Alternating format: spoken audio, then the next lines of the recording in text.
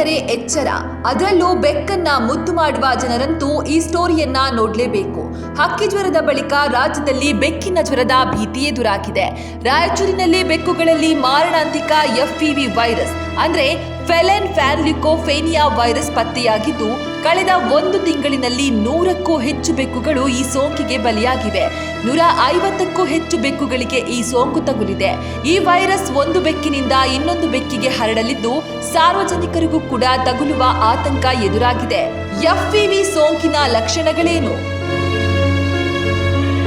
ಸೋಂಕು ತಗುಲುವ ಬೆಕ್ಕುಗಳು ಬದುಕುಳಿಯುವುದು ತೀರಾ ಕಡಿಮೆಯಾಗಿದ್ದು, ವೈರಸ್ ಬಂದ ಕೆಲವೇ ದಿನಗಳಲ್ಲಿ ಬೆಕ್ಕು ಸಾಯುತ್ತೆ. ಈ ಸೋಂಕಿನ ಲಕ್ಷಣಗಳೆಂದರೆ ಬೆಕ್ಕುಗಳಿಗೆ ತೀರಾ ಹೊಟ್ಟೆ ನೋವಾಗುವುದು, ಬೆಕ್ಕಿನಲ್ಲಿ ಬಿಳಿ ರಕ್ತ ಕಣ ಕಡಿಮೆಯಾಗುವುದು, ಅತಿಸಾರ ಉಂಟಾಗುವುದು, ಖಿನ್ನತೆ, ಜ್ವರ, ಜಡತ್ವ, ಬಾಲ ಕಚ್ಚುವಿಕೆ, ವಾಂತಿ, ಬೆಕ್ಕಿನ ತೂಕ ಕಡಿಮೆಯಾಗಲಿದೆ.